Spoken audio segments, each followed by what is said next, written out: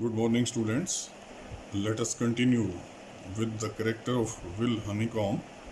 Today it is going to be the concluding part of the essay The Spectator Club by Richard Steele. Author writes, in all these important relations, he has ever about the same time received a kind glance. He says that in spite of all these qualities, which were confined to the female world, he has ever about the same time received a kind glance. People were having kind glance towards this person, or a blow of fan from some celebrated beauties. Even some famous beautiful ladies, they were fan of this person, Will Honeycomb. Mother of the present Lord, such a one.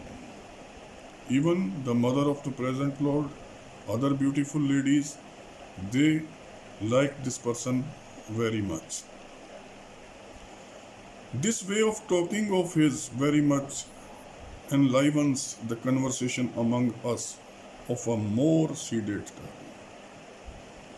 This very style of talking of this person, writer says that it enlivens our conversation. It makes our conversation pleasant. Among us of a more seated turn, in a very sober style, in a very sober manner, this very way of talking of this man pleases us.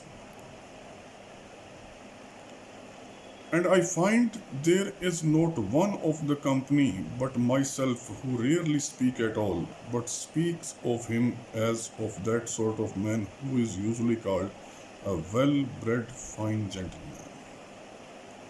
Author says that I find there is not one of the company, not only myself, but the other people of the company. Talking about himself, author says, myself who rarely speak at all, who rarely speak about the features, about the characteristics of other people. If I speak about this person, he says, but speaks of him as of that sort of man. If I speak about this person, I would say that Will Honeycomb is that type of person who is usually called a well-bred fine gentleman, who would be considered a wealthy, prosperous, and fine gentleman. To conclude his character where women are not concerned, he is an honest, worthy man. If I would like to conclude the character of this man, he says that if there is not the discussion about ladies, about the women, this person can be considered honest one. I cannot tell whether I am to account him whom I am next to speak of as one of our company, for he visits us but seldom. Writer says that I cannot tell whether I should consider this man about whom I am going to talk to you now as a member of our club, as a member of our company, because this person visits us but seldom. This person comes in the club but rarely. But when he does, he adds to every man else a new enjoyment of himself. But whenever this person visits the club, he adds every man a new enjoyment. Everybody is already enjoying there, but as he arrives, the enjoyment of other people, it is increased. He is a clergyman. author says that he is a religious person, a clergyman, a very philosophic man of general learning, great sanctity of life, and the most exact good breeding. Talking about other features of this clergyman, he says, a very philosophic man, a man who was full of knowledge, of general learning, great sanctity of life.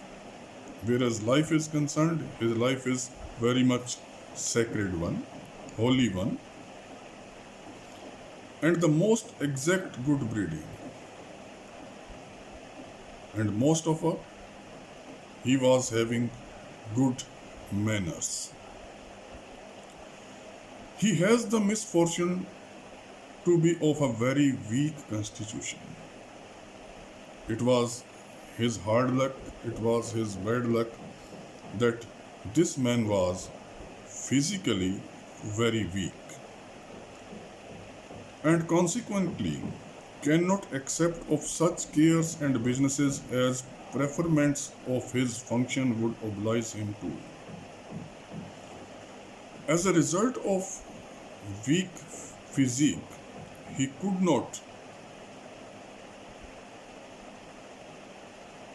accept the liabilities of his profession which are supposed to be taken by him. He is therefore among divines what a chamber councillor is among lawyers.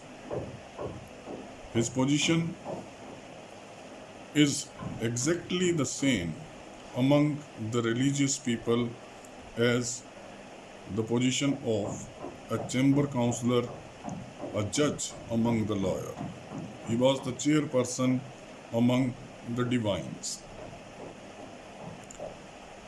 The probity of his mind and the integrity of his life create him followers.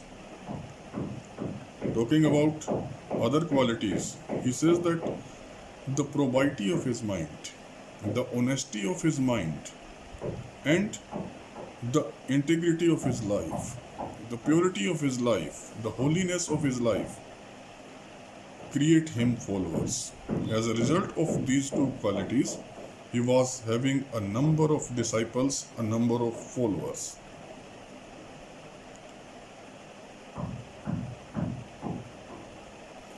As being eloquent or loud advances other, he was having the very art of speaking. He could speak loudly, and whereas this quality was concerned, he surpasses other people. He seldom introduces the subject he speaks upon. Whenever he speaks, hardly he introduces the subject, the topic. But we are so far gone in years that he observes when he is among us an earnestness to have him fall on some divine topic. Writer says that but we are so far gone in years.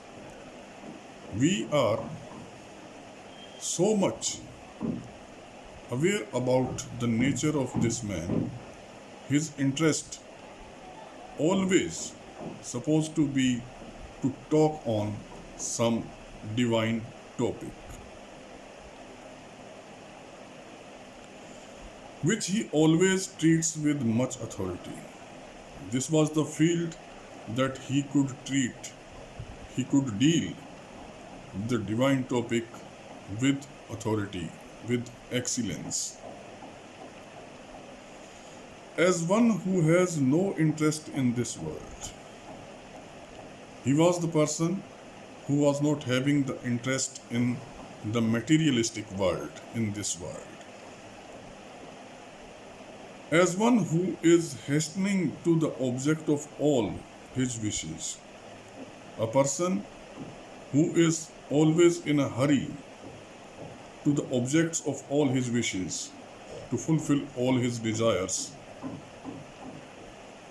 and conceives hope from his decays and infirmities.